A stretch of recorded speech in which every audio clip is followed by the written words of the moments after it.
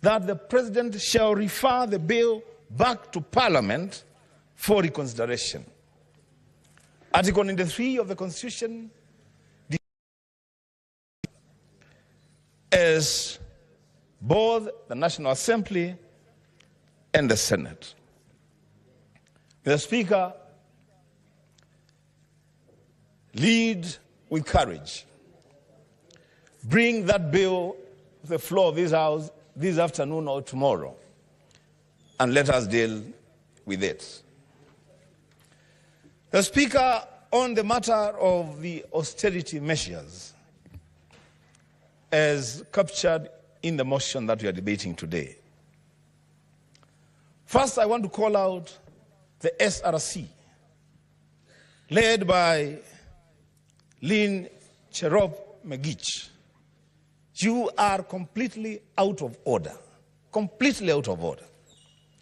How dare you publish salary increments for public and state officers at such a time as this?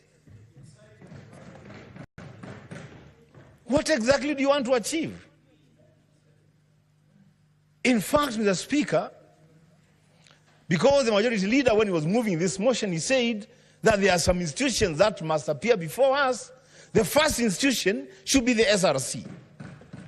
Who has sent them to fuel discontent in the country at a time that this country is bleeding?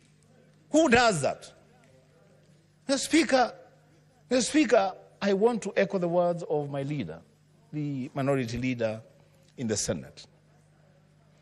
We as senators, and we will pass it as a resolution at the end of this motion, we are not interested in that pay rise. We are not interested.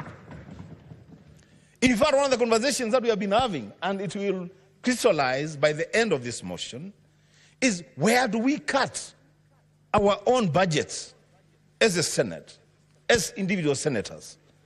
For the SRC to do what they have done, I want to say this on the floor of this House: shame on that institution, and shame on Lynn Cherop Megich. The Speaker, the other officer that I want to call out, and I want to borrow the ears of the majority leader, because this is important. This is very important. I want to call out the head of public service, and for a reason. On May 24th, a day before this crisis started in this country, the head of public service wrote to the Public Service Commission to begin the process of recruiting CASs, the Cabinet Administrative Secretaries. Who does that at such a time as this? Who does that?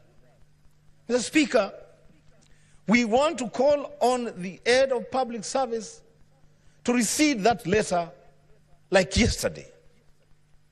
You cannot be advising or seeking advice from the PSC on how to recruit cabinet administrative secretaries at a time that we are saying we cannot afford the cost of running these offices. The Speaker, the next person of interest that should appear before this Senate and speak to the country is the head of the public service. The Speaker, I want to challenge the President, respectively again. The cost of living is what it is. Too much talk is not helping anyone. We have said everything that could be said. It is time for action. And there are things that I know the President can do and bring down the temperatures in this country. One of the things that he can do, even today, is to reduce the size of his cabinet. Mr. Speaker, the Constitution, Article 152, gives the president the minimum number of cabinet secretaries and the maximum number.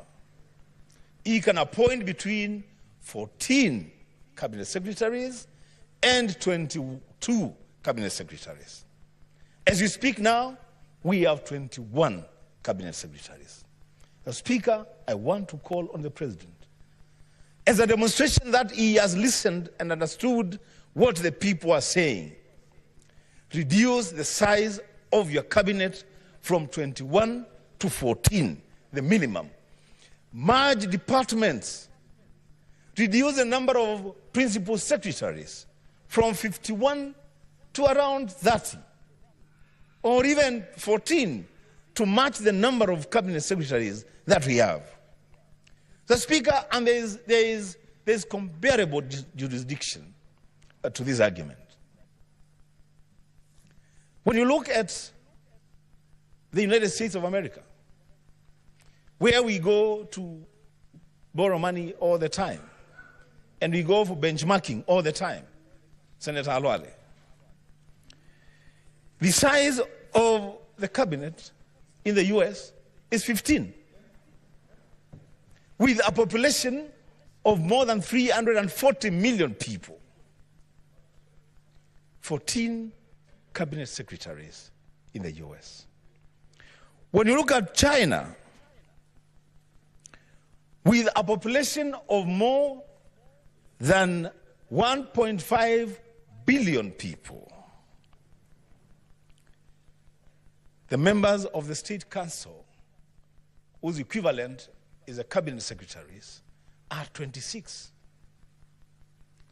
What are we doing with 21 cabinet secretaries with a population of less than 60 million people and an economy that cannot support that kind of expenditure? The Speaker, let us reduce that number. The Speaker, on the matter of security, it is time for us all, and especially those who are in authority, to walk the talk. As I said, too much talk is not helping anyone. I'm hearing of the usual threats that those who break the law will face the full force of the law. That as we carry out these investigations, no stone will be left unturned. Mr. Speaker, those things stopped making sense a long time ago. It is time for action. This sitting of the Senate is a call to action, both from us and those others who are in positions of responsibility. Mr. President, if you love your country and you have listened to what the demonstrators are saying, let aid roll in the security apparatus and departments of this country.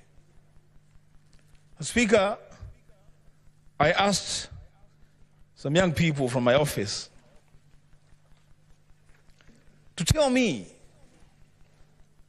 when, lastly, the Inspector General of Police, Koome, spoke to this nation. And they went to the archives and they have told me that the last time that the IG spoke to Kenyans was on 17th of April 2024. And what was he saying? He was saying, and I quote,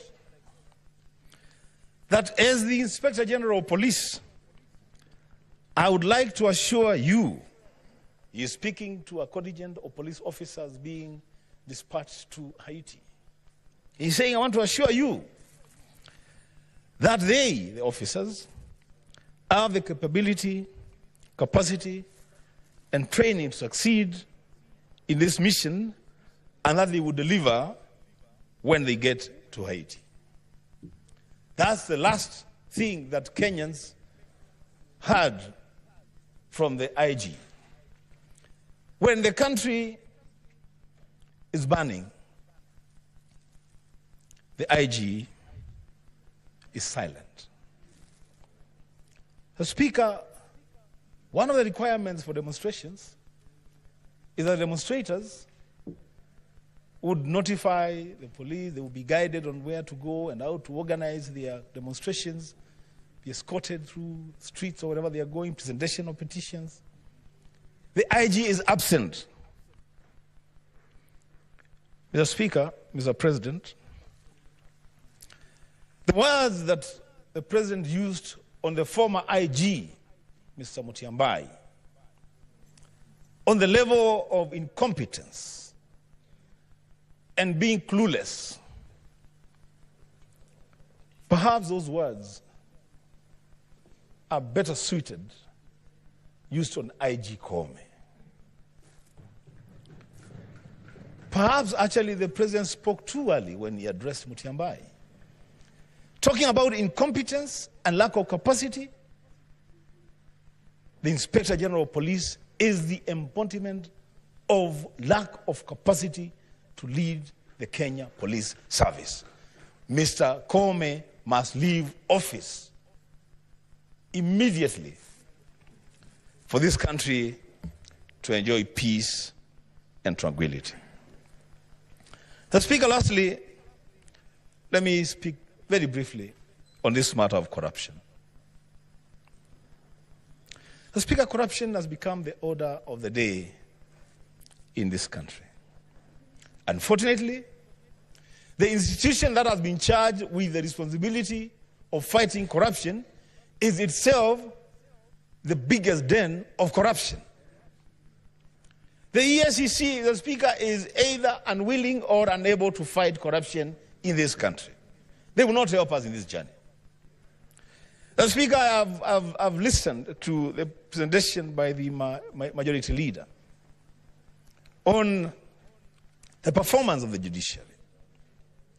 Though I have gone on record to applaud the CJ, the Chief Justice, for having the courage to lead from the front, a lot more needs to be done in the judiciary, and especially on matters of corruption.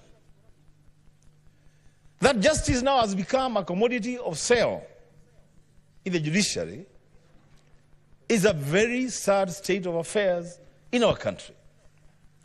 We want this monster to be tackled properly, and the Speaker also challenged the demand side of corruption. Because there's also that demand side of corruption, Mr. Speaker. We must have a candid conversation as a country.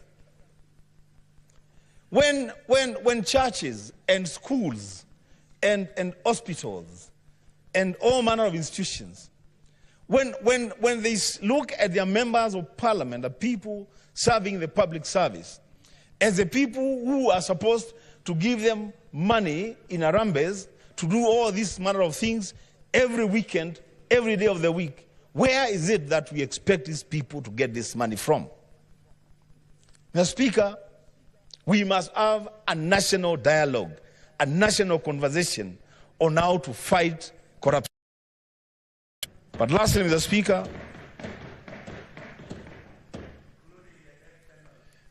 the Speaker, including what Senator Onyonka has said, but more seriously and more importantly, this thing about members of parliament, about public officers being expected to dish out money in Harambes every day,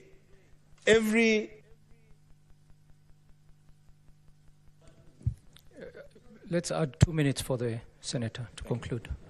Thank you, the Speaker, for indulging me. So this idea of members of parliament being seen as moving ATMs, people who have so much money to just give, to people. Mr. Speaker, that will not help us. We must learn to live within our means. both the leaders and the people being led. Let people not expect too much money, too much contributions from members at a time that we are saying we must uphold austerity for this country to move forward. Lastly, Mr. Speaker, as the majority has said in moving the motion, let us now have a new budget estimate tabled before Parliament so that now we can debate and pass a budget that reflects our ability to finance our own operations. There's no reason why the members of the National Assembly added themselves 30 million shillings for CDF. What for? If you multiply 30 million shillings by 280 constituencies, that is 87 billion Kenya shillings. 8.7 billion Kenya shillings. Why are we doing that? For what? In fact, that money should be going to counties as part of the equitable share. The Speaker, we must confront these issues and deal with them as they are. The Speaker, with those many remarks, I support the motion. Senator Samson Cherargei.